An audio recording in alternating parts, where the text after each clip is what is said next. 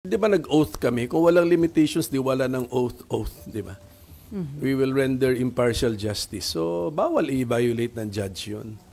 So, if you're taking, if you're pursuing a partial position, partial stand, you're violating your oath to render impartial justice. Then, of course, there's a constitution. Yun ang ano talaga, yun ang absolute rule na bawal anong tawag mo doon, i-violate.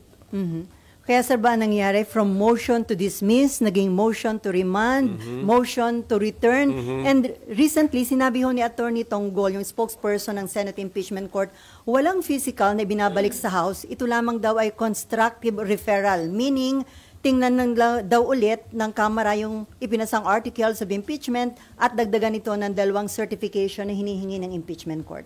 Yun na nga. So, pwedeng... Ba't binago-bago, sir? Correct. Bakit? Nakikita nyo, nag-evolve yan, ha? Dismissal, remand, return, without dismissing or terminating the case. Ganun yung tatlo, eh. Tapos, ang gusto lang pala nila is to ask questions. Sabi ko nga, eh. Request for information lang ito, eh.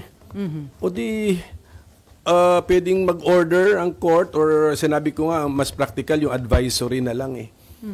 Advisory na lang ng court sa House of Representatives Panel of Prosecutors that when you file your reply to the answer of the Vice President, in addition to replying to the answer the following questions from the court. 1, 2, 3, 4, 5. Di gano'n.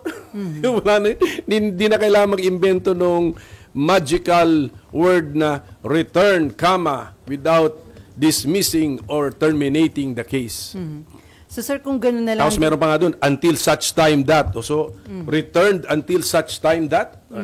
So, masyado nang pina-complicate ang dapat simple lang na procedure. So sir, kung simpleng advisory ang ganawa ng impeachment court, hindi na kayo umani ng batikos from different sectors? Correct, kasi nga nag-imbento kami ng bagong konsepto. So sir, ano yun? Ang sabi nyo ba, nag-create ang impeachment court another issue to derail or to delay the impeachment? Ganun di ba ang impression nyo, sir? Imbis na simplihan mo yung proseso na madaling maintindihan ng lahat, hindi lang ng taong bayan, but pati yung parties to the case, para madaling makakomply, diretso lang sana, medyo lumiko ka, kumorbada ka, bumaba ka, tumaas ka. Di marami ngayon pwede maka-imagine ng legal issues, hindi ba? So, all the more hindi tuloy napabilis o dumiretso yung daan.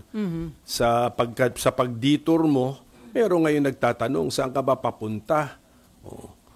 Yan, pag-detour mo, tamang rota pa ba yan? So, hindi pa nanganganak, pero pwedeng manganak ng mga legal cases. Pag sinabi mo pag may mga legal cases na, nafo-focus ka na dun sa legal cases, hindi ka na dito ngayon nakafocus sa main issue.